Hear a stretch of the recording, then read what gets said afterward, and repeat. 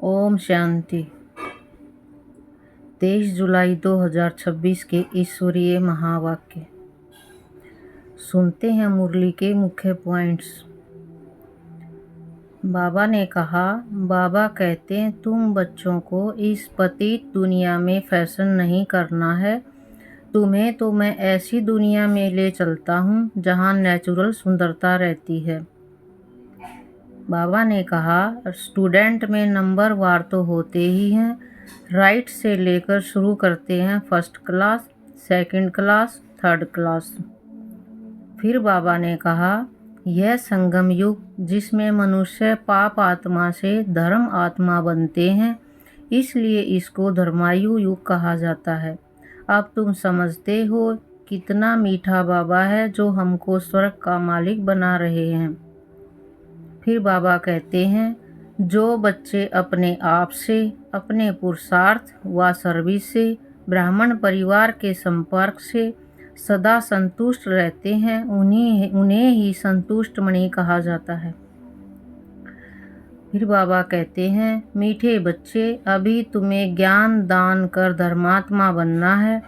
कर्म, अकर्म और विकर्म की गति को जान श्रेष्ठ कर्म करने हैं। लास्ट में बाबा ने कहा, पास विद ऑनर बनना है तो संतुष्टता का पासपोर्ट लो, जो सहन करने व समाने की शक्ति धारण करने से मिलेगा। अब सुनते हैं महावाक्यों को विस्तार से। मुरली का सार। मीठे बच्चे, तुम्हें बाप समान सच्चा पैगंबर व मैसेंजर बनना है। सबको घर चलने का मैसेज देना है। प्रश्न, आजकल मनुष्यों की बुद्धि सारा दिन किस तरफ भटकती है?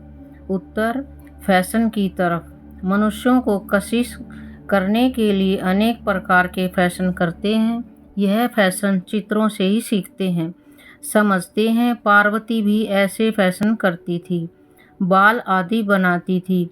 बाबा कहते, तुम बच्चों को इस पतित दुनिया में फैशन नहीं करना है। तुम्हें तो मैं ऐसी दुनिया में ले चलता हूँ जहाँ नेचुरल सुंदरता रहती है, फैशन की दरकार नहीं। गीत, तुम ही हो माता पिता, तुम ही हो। ओम शांति। बच्चों ने गीत सुना। जब महिमा गाते हैं तो बुद्धि ऊपर चली जाती है। आत्मा ही बाप को कहती है वही खिवैया है, पतित पावन है अथवा सच्चा मैसेंजर है। बाप आकर आत्माओं को मैसेज देते हैं और जिसको मैसेंजर व पैगंबर कहते हैं, कोई छोटे व बड़े होते हैं, वास्तव में वह मैसेज व पैगाम देते नहीं हैं। यह तो झूठी महिमा कर दी है। बच्चे समझते हैं सिवाय एक के इस मनुष्य सृष्टि पर और किसकी महिमा नहीं है। सबसे जास्ती महिमा इन लक्ष्मी नारायण की है, क्योंकि यह है नई दुनिया के मालिक। सो भी भारतवासी जानते हैं। दुनिया वाले सिर्फ इतना जानते हैं कि भारत प्राचीन देश है। भारत में ही गॉड गॉडेस का राज्य था। श्री कृष्ण को भी गॉड कह देते हैं। भारतवासी इन्हों को भगवान भगवती कहते हैं, परंतु यह किसको पता नहीं है कि यह भगवान भगवती सतयुग में राज्य करते हैं। भगवान ने गॉड गॉडेस का राज्य स्थापन किया। बुद्धि भी कहती है हम भगवान के बच्चे हैं, तो हम ही भगवान भगवती होने चाहिए। सब एक के बच्चे हैं ना, परंतु भगवान भगवती कह नहीं सकते। उन्हों को कहते हैं देवी देवताएं। यह सब बातें बाप बैठ समझाते हैं। भारतवासी कहेंगे कि हम भारतवासी पहले नई दुनिया में थे। नई दुनिया को तो सब चाहते हैं। बापूजी भी नई दुनिया, नया राम राज्य चाहते थे, परंतु राम राज्य का अर्थ बिल्कुल ही नहीं समझते। आजकल मनुष्यों को अपना अहंकार कितना है। कलयुग में है पत्थर बुद्धि, सतयुग में है पारस बुद्धि, परंतु यह किसको समझ नहीं है। भारत ही सतयुग में पारस बुद्धि था, अब भारत कलयुग में पत्थर बुद्धि है। मनुष्य तो इनको ही स्वर्ग समझते हैं। कहेंगे स्वर्ग में विमान थे, बड़े बड़े महल थे, वह तो अब सब अभी हैं। साइंस कितनी वृद्धि को पाई हुई है, कितना सुख है, फैशन आदि कितना है। बुद्धि सारा दिन फैशन पिछाड़ी ही रहती है। आर्टिफिशियल सुंदर बनने के लिए बाल आदि कैसे बनाते हैं, कितना खर्चा करते हैं, यह सब फैशन निकला है चित्रों से। समझते हैं पार्वती मिसल हम बाल आदि बनाते हैं, यह सब कशिश करने के लिए ही बनाते हैं। आगे पारसी लोगों की स्त्रियां मुंह पर काली जाली पहनती थी कि कोई देखकर आशिक न हो जाए। इसको कहा जाता है पतित दुनिया। गाते हैं तुम ही हो माता पिता तुम ही हो, परंतु यह किसको कहना चाहिए? माता पिता कौन है यह भी नहीं जानते। माता पिता ने जरूर वर्षा दिया होगा, बाप ने तुम बच्चों को सुख का वर्षा दिया था। कहते भी हैं बाबा हम तो आप बगैर और किसी से नहीं सुनेंगे। अभी तुम जानते हो शिव बाबा की महिमा गाई जाती है। ब्रह्मा की आत्मा भी खुद कहती है हम सो पावन थे अब पतित बने हैं। ब्रह्मा के बच्चे भी ऐसे कहेंगे हम ब्रह्मा कुमार कुमारियां सो देवी देवता फिर 84 जन्मों के अंत में पतित बने हैं। जो नंबर 1 पावन वह नंबर 1 पतित। जैसे बाप वैसे बच्चे, यह खुद भी कहते हैं, शिव बाबा भी कहते हैं मैं आता हूँ इनके बहुत जन्मों के अंत में। जो पहले नंबर में पूज्य लक्ष्मी नारायण की डिनाइस्टी में थे, अब है संगम, तुम कलयुग में थे, अब संगम युगी बने हो। बाप संगम पर ही आते हैं। ड्रामा अनुसार बच्चे भी वृद्धि को पाते हैं। अब बच्चों को ज्ञान तो मिला है, हम सो देवता थे फिर क्षत्रिय वैश्य शूद्र बने हैं। सारे चक्कर को अच्छी रीति तुम जानते हो, यह तो बहुत सहज है। हमने 84 जन्म लिए, कईयों की बुद्धि में यह भी नहीं बैठता है। स्टूडेंट में नंबर वार तो होते ही हैं, राइट से लेकर शुरू करते हैं, first class, second class, third class. बच्चियां खुद भी कहती हैं हमारी थर्ड क्लास बुद्धि है, हम किसको समझा नहीं सकते। दिल तो बहुत होती है परंतु बोल नहीं सकते। बाबा क्या करें, यह हुआ अपने कर्मों का हिसाब किताब। अब बाप कहते हैं मैं तुमको कर्म अकर्म विकर्म की गति का ज्ञान सुनाता हूँ। कर्म करना है यह तो तुम बच्चे जानते हो, थर्ड क्लास बुद्धि वाले इन बातों को समझ न सके। यह है ही रावण राज्य, परंतु यह किसको पता नहीं। रावण राज्य में मनुष्य तो विकर्म ही करेंगे तो नीच ही गिरेंगे। गुरु किया ही जाता है दुख की दुनिया में। सदगति के लिए ही गुरु करते हैं कि मुक्ति में ले जाए, वह है निर्वाण धाम। वाणी से परे स्थान, मनुष्य अपने को वानप्रस्थी कहते हैं, वह तो कहने मात्र है। वानप्रस्थितियों की भी सभा होती है। सब कुछ मिल्कियत आदि बच्चों को देकर गुरु के पास जाकर बैठते हैं। खान पान आदि तो जरूर बच्चे ही देंगे, परंतु वानप्रस्थ का अर्थ कोई भी नहीं समझते हैं। किसी की बुद्धि में यह नहीं आता कि हमको निर्वाण धाम में जाना है, अपने घर में जाना है। वह कोई घर नहीं समझते हैं, वह तो समझते हैं ज्योति ज्योत में समा जाएंगे। निर्वाण धाम तो रहने का स्थान है। आगे 60 वर्ष के बाद वानप्रस्थ लेते थे, यह जैसे कि कायदा था, अभी भी ऐसे करते हैं। अब तुम समझा सकते हो कि वाणी से परे तो कोई जा नहीं सकते। इसके लिए तो बाप को ही बुलाते हैं कि हे पतित पावन बाबा आओ, हमको पावन बनाकर घर ले चलो। मुक्ति धाम में आत्माओं का घर है। तुम बच्चों को सतयुग के लिए भी समझाया है, वहाँ कौन रहते हैं, कैसे वृद्धि होती है। आदमशुमारी का भी किसको पता नहीं। राम राज्य में आदमशुमारी कितनी होगी, बच्चे आदि कैसे जन्म लेंगे, कुछ भी नहीं समझते हैं। कोई भी विद्वान आचार्य पंडित नहीं जो इस ड्रामा के चक्कर को कोई समझा सके। 84 लाख का चक्कर हो कैसे सकता। कितनी रोंग बातें हैं, बिल्कुल सूत ही मुंझा हुआ है। बाप समझाते हैं अभी तुम जानते हो, बाप ने कर्म अकर्म विकर्म का सारा राज समझाया है।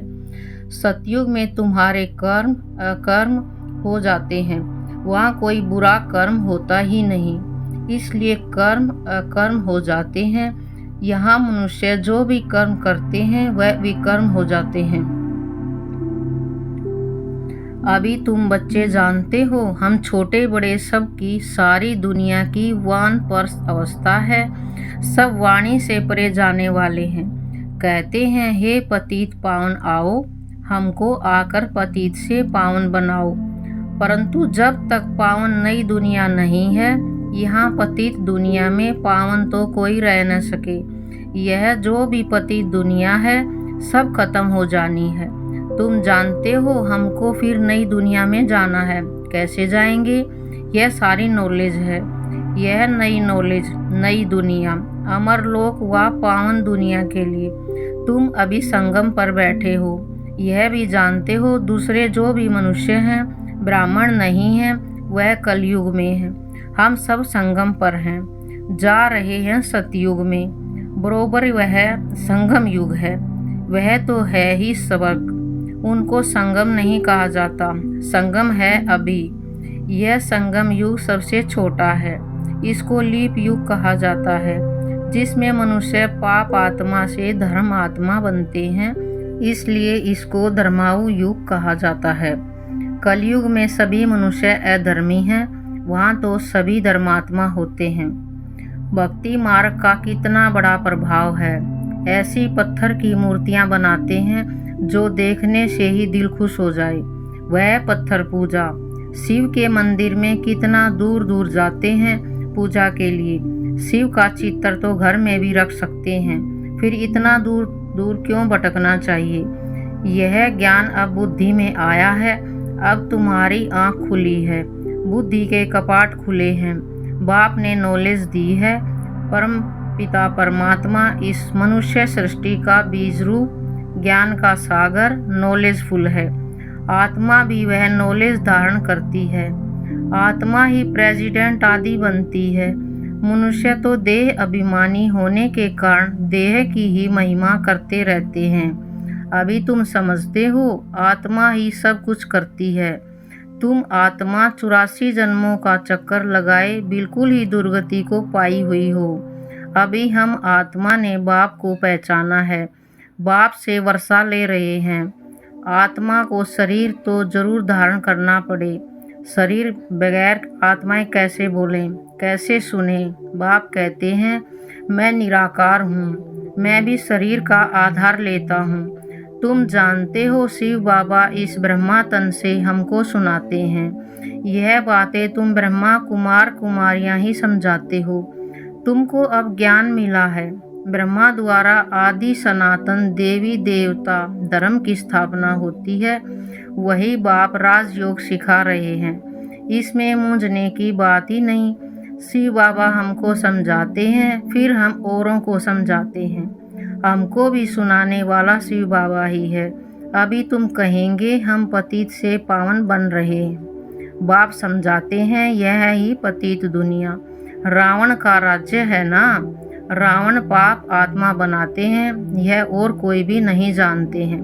भल रावण की एफिजी जलाते हैं, परंतु कुछ भी समझते नहीं हैं। सीता को रावण ले गया, यह किया। कितनी कथाएं बैठ लिखी हैं। जब बैठ कर सुनते हैं तो रो लेते हैं। वह हैं सब दंत कथाएं। बाबा हमको विक्रमाजित बनाने के लिए समझाते हैं। कहते हैं, मामेकम याद करो, कहाँ भी बुद्धि नहीं लगाओ। शिव बाबा ने हमको अपना परिचय दिया है। पतित पावन बाप आकर अपना परिचय देते हैं। अब तुम समझते हो, कितना मीठा बाबा है जो हमको स्वर्ग का मालिक बना रहे हैं। अच्छा, मीठे मीठे स्किलिधे बच्चों प्रति माता पिता बाप दादा का याद, प्यार और गुड मॉर्निंग। रूहानी बाप की रूहानी बच्चों को नमस्ते। हम रूहानी बच्चों की रूहानी बाप दादा को नमस्ते नमस्ते नमस्ते। शुक्रिया बाबा।